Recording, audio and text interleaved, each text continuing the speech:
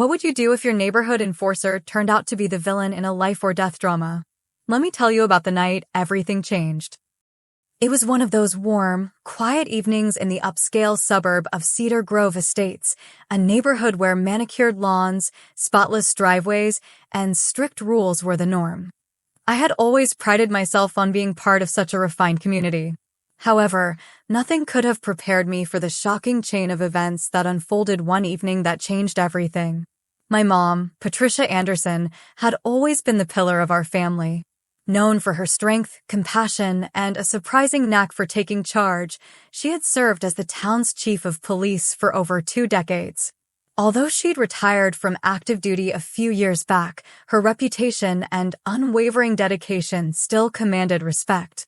That evening, she was staying with me while recovering from a minor surgery.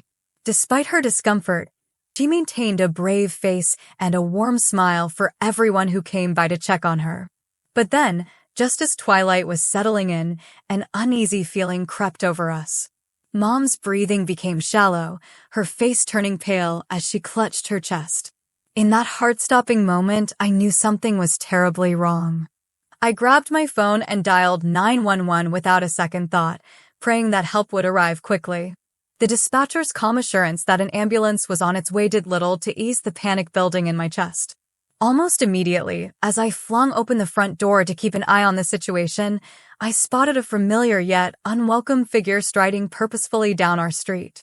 Deborah Williams, better known in our community as Karen, behind her back, was the fiercely strict president of our homeowners association. Known for her obsession with the smallest infractions, she made it her personal mission to enforce every rule to the letter, no matter how trivial. That evening, she was on her usual patrol, clipboard in hand and a crisp, almost militaristic look on her face. Instead of offering help or concern for my mom's condition, she zeroed in on me. "David, have you trimmed your hedge to exactly 36 inches yet? The bylaws are clear on that," she said in a tone that made it clear that in her eyes, even a medical emergency couldn't trump the sacred HOA rules.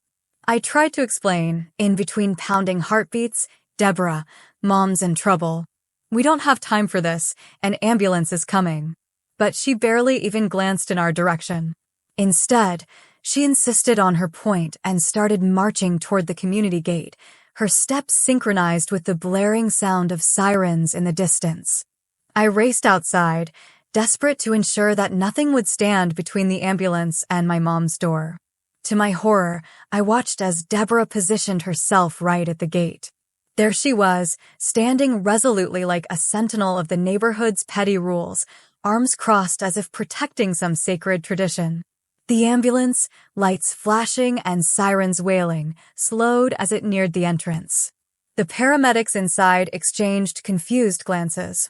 "Ma'am, we need a clear path," one of them said.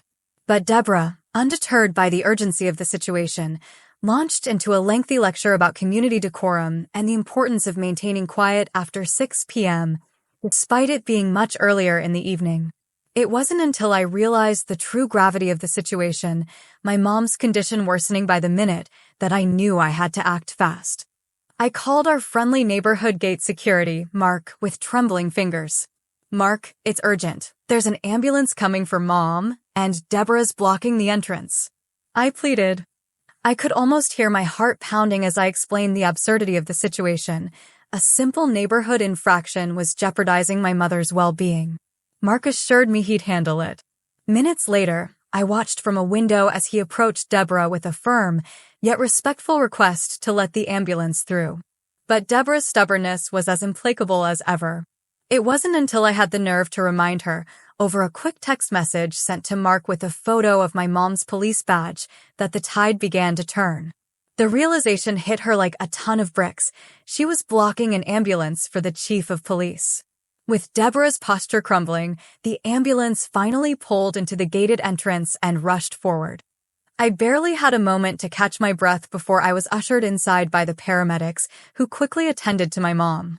As they stabilized her, Deborah mumbled a nervous apology, whispering, "Let's just keep this between us, okay?"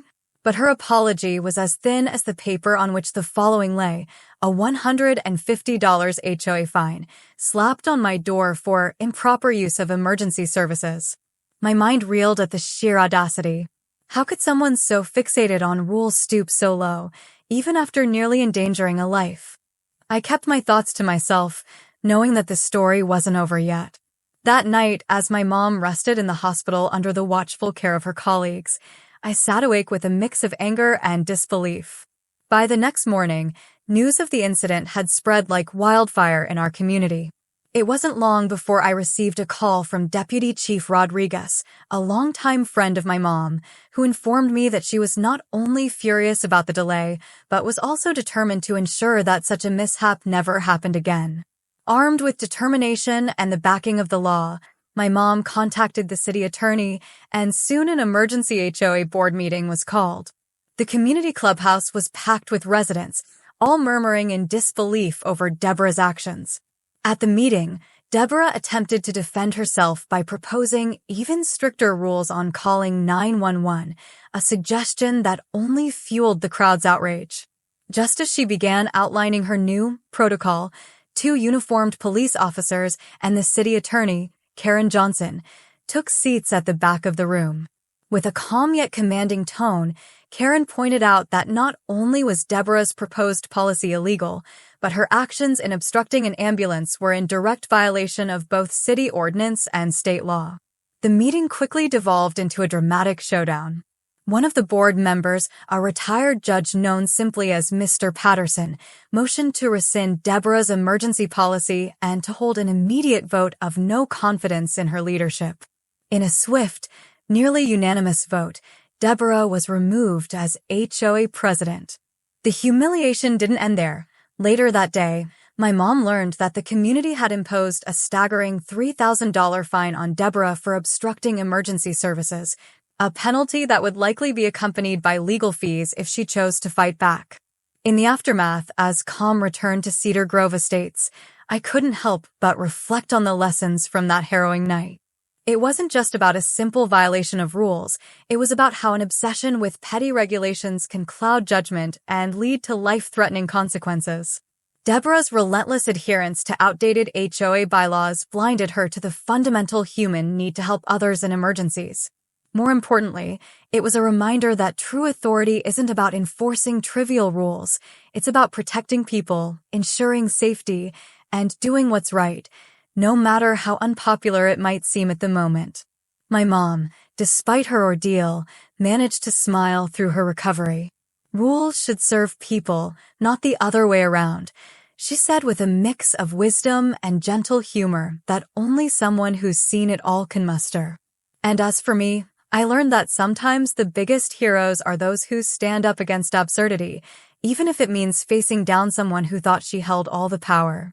So next time you hear someone talking about the sanctity of community rules, remember, no rule is worth endangering a life. And if you ever find yourself in a situation where bureaucratic stubbornness threatens your loved ones, know that sometimes the law and common decency will always prevail.